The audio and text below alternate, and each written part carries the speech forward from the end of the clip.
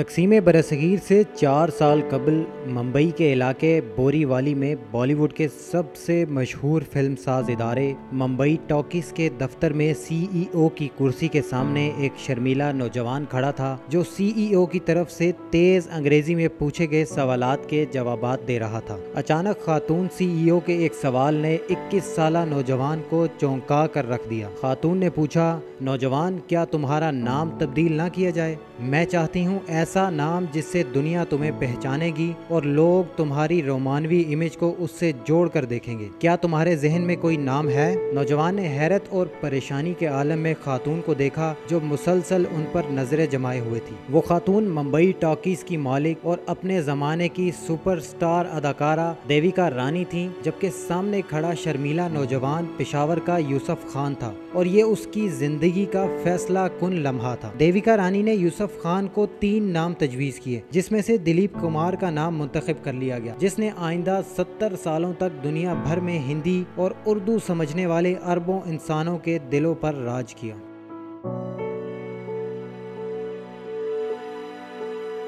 यूसुफ खान उर्फ दिलीप कुमार को कभी फिल्मों में काम करने में दिलचस्पी थी और न ही कभी उन्होंने सोचा था कि दुनिया उन्हें उनके असल नाम के बजाय किसी और नाम से पहचानेगी। दिलीप कुमार के वालिद फलों के बड़े कारोबारी थे। नौउम्री में ही दिलीप कुमार को अपने खानदानी कारोबार में शामिल होना पड़ा। एक रोज किसी बात पर उनकी वालिद के साथ तकरार हुई और दिलीप कुमार खुद को अपने पैरों पर खड़ा होने के लिए पूना शहर चले गए। उन्हें अंग्रेजी जुबान भी आती थी, इसलिए पुणे में बरतानवी फौज की कैंटीन में असिस्टेंट की नौकरी मिल गई। वहीं उन्होंने अपना सैंडविच काउंटर खोला जिसे अंग्रेज फौजी बहुत पसंद करते थे। लेकिन उसी कैंटीन में एक रोज इंडिया की जंगे आज़ादी की हमायत करने के सबब उन्हें गिरफ्तार कर लिया गया। रिहाई के बाद यूसुफ खान मुंबई वापस आ गए। किसी जानने वाले के रेफरेंस से उनकी मुलाकात देविका रानी से हुई। यूसुफ खान को क्या मालूम था कि उनकी किस्मत बदलने वाली है।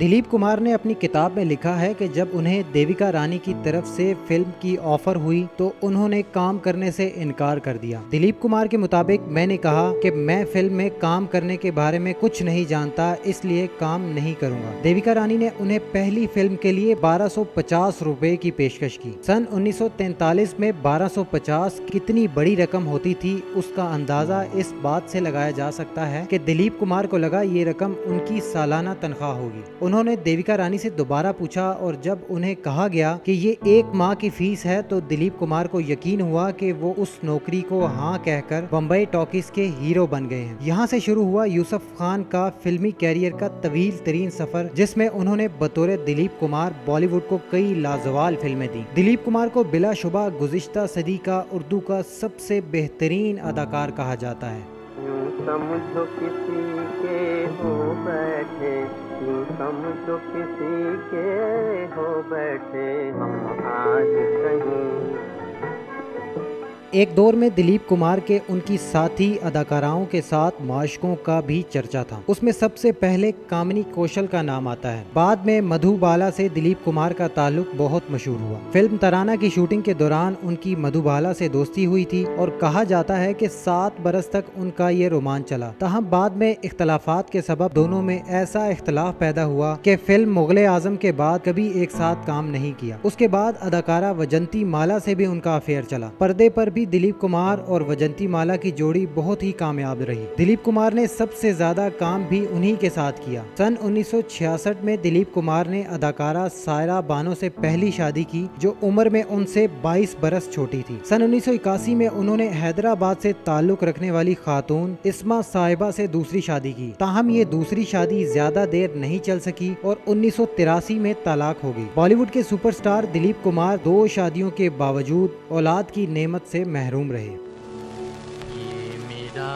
दीवानापन है या मोहब्बत का सुरूर। दिलीप कुमार मुंबई के इंतहाई महंगे इलाके बांद्रा में अपनी अहलिया सायरा बानो के साथ रहते थे। दिलीप कुमार के कुल असासों की मालियत $85 मिलियन, जो पाकिस्तानी तकरीबन 13 अरब रुपए बनते हैं। दिलीप कुमार का सबसे बड़ा जरिया आमदन अदाकारी ही था, जबकि वो 2002 से 2006 तक भारत के ऐवान बाला यानी राज्य सभा के रुकन भी रहे। 1950 की दहाई में अजीम अदाकार भारतीय फिल्म इंडस्ट्री की पहली शख्सियत थे जिन्होंने फिल्म में अदाकारी करने का मुआवजा 1 लाख से जायद वसूल किया। दिलीप कुमार 1940 से 1960 की दहाई में भारतीय सिनेमा पर छाए रहे। उन्होंने 65 से जायद फिल्मों में काम किया।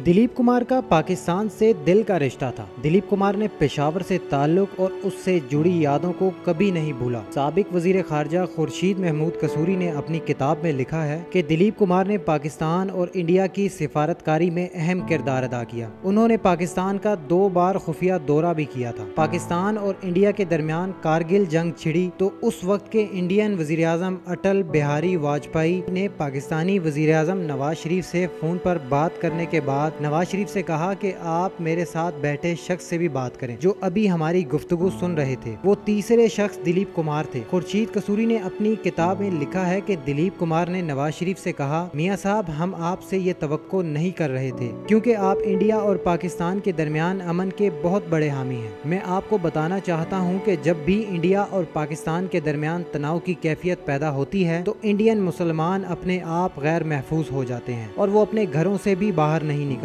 बराए मेहरबानी हालात को कंट्रोल करने की कोशिश कीजिए।